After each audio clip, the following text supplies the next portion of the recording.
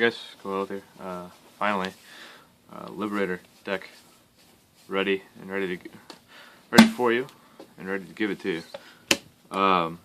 Starter that I chose was Spring Breeze Messenger, because I run a lot of the cards that some of the cards I run have effects when they get called at the top of the deck, and he's a guaranteed break even. So yeah, he's always going to replace himself. He's never not going to.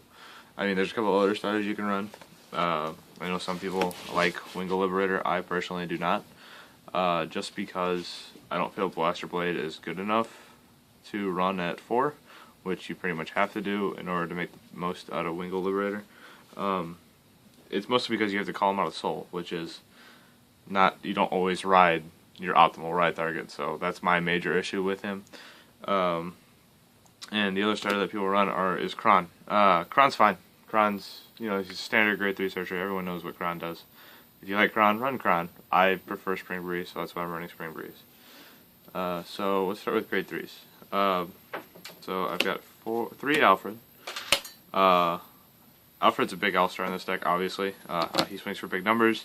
Kind of +2, get a +1. He's very good. And you don't always need a break ride with him, which is good, because it's not good to have a grade 3 that's dependent on your break ride.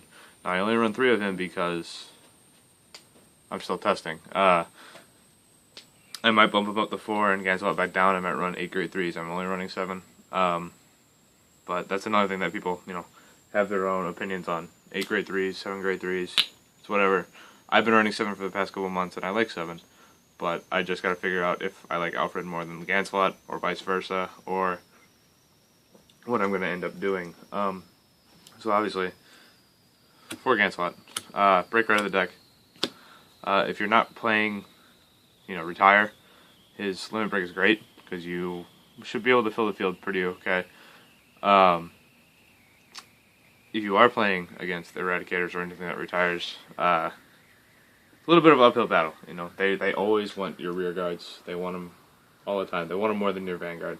And smart players will go for your rear guards before giving you a limit break until they're comfortable with your limit break, because Alfred's limit break is sometimes difficult to handle. So like I said, I'm still testing. Should I change any of my deck at all? I'll make another deck profile, but I felt comfortable enough with this one to get it out for you. So 7 grade 3s. Let's go into grade 2s.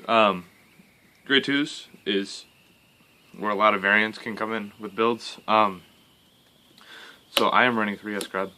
Escrod, very good, because kind of +1 when he hits a Vanguard, call it top card of your deck. Free +1. Again, when you're playing against Retire, you don't care what your field looks like, because they're just going to kill it. So any pluses you can get off Escrod, they're usually pretty good. So that's why he's awesome. Not against Retire, you can use his ability a little bit more sparingly. It's not too big of a deal. But against Retire, it doesn't matter what you call, because if they Gauntlet Buster you, you can just kill whichever isn't important to you. So Escrod's very good. He's almost worth it every time. Plus, he helps abilities go off. My choice is to run 2 Blaster Blade Liberator. Blaster Blade Liberator is, in my opinion, what gives you an advantage against other gold players. Now, I haven't really seen, I haven't played against the Liberator deck in a tournament scene yet. However, if both decks have a full field almost all the time, being able to disrupt that with Blaster Blade should be really good, and that's what I think makes the difference between the 2 decks. I don't think he's definitely not good enough to run at 4, at least not until Barkle comes out, which even then I don't know yet. But the support's just not there for him to run at 4. The Counter Blast is a little bit too much, because you got Escrod and Alfred, and they're both much better in most cases than his 2, than the cost it takes to kill one of theirs. So he's at 2, and that's why he's against it's for the non retiring or the mirror match. So instead, I decided to run 3 Gallatin. Gallatin is there over Blaster Blade because he's a safe ride. Most grade 2s in this meta are 9k, with a 5k booster behind him. So you can just go 10k no pass, which is awesome because it saves you a turn. You know, you're not in a hurry to get the limit break. You should never be in a hurry to get the limit break, in my opinion, from what I've seen, because it can only set you up for failure sometimes. Like if you rush them to limit break and you're at close to limit break, you probably don't have that many cards in hand, so you're screwed. So yeah, he's there for a safe ride. And then the last grade 2s, everyone knows what these are. 12k attackers, name's Fallon. He's pretty good card. He's a grade 2 that can hit pretty much any Vanguard by himself, which is good. And that's why he's there. Plus, him with a 7k booster takes out any rear guard you don't like, pretty much, except for Gallatin and most grade 3s. But 12 plus 7, 19 against a 19k rear guard, or 9k rear guard, it's dead pretty much every time. So let's move on to grade 1s. Since Fallon's in the deck, I do run Marin. Marin kind of helps out because you can call him to the front in a pinch to help you to actually hit good numbers, rather. Sorry, I had a brain fart. Actually hit good numbers without having to have an actual grade 2 attacker in the front. Everyone knows what 10k attackers do these days, and they're pretty much a staple in every deck. Also a staple for Mark. Even more now than ever, because it's a new meta, and this meta is scary, and it's explosive. It's crazy. So giving you yourself the best chance to hit your perfect shields is always good.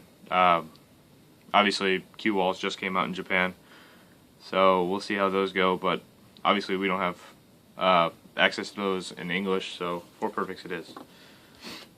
Next, this is the main card that you want to hit with Spring Breeze and Alfred. Obviously, you can't control that, but I run 4, so you can maximize your odds. Josephus, the Dendron clone, the 7k Dendron clone. When he's called the rear from the deck, Soul Blaster Liberator. If you have a Liberator Vanguard, draw a card. It's very important that you Soul Blaster Liberator. Everything's a Liberator in this deck except for Spring Breeze. So shouldn't be a problem. And yeah, he's there. Obviously, you're going to draw into dead versions of him, but just maximizing your efforts in order to get that +1 is really the best you can do. And there's not really other grade 1s that are worth running. Gareth, I don't find him necessary anymore. Pomerugal,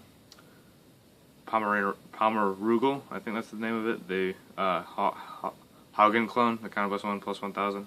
Not worth it. In set 10, this is as good as it gets. So run 4 Josephus. And then 2 Lou, 10k booster if you have 3 or more other Liberator rear guards. I think. Wait. Yeah, the number of rear guards. Sorry, I was just making sure it wasn't Liberators on the field. So you need himself plus 3 others, so almost a full field.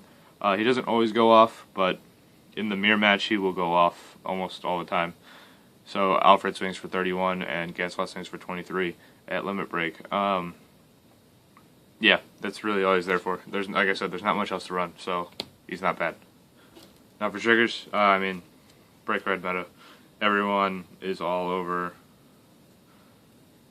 this 8 crit nonsense. I'm testing it.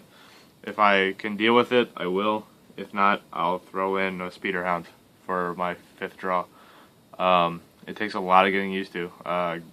When running 7-5 doesn't feel like you hit less crits and you hit more draw, but going from 8 crits back down to 4 draw, it hits you hard, and it's a play style that I gotta adjust to.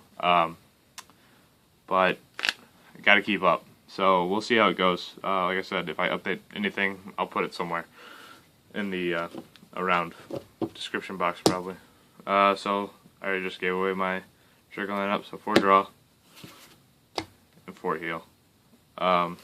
Yeah, that's really as standard as it gets. Like I said, the main variations come in your starter, in your grade 2 lineup, and how many grade 3s you want to run. That's really it. And yeah, I just want to apologize for everything coming out early or late. And that Ash and I played a bunch of games, and those videos should be coming up soon. And we'll be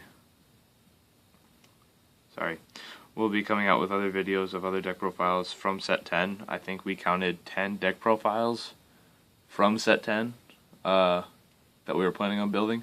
So we'll get on those and we'll get them out to you guys as soon as possible. But in the meantime, be patient. All of us have jobs, and they're all really busy right now. So, but we'll get to you as soon as we can. We'll talk to you later.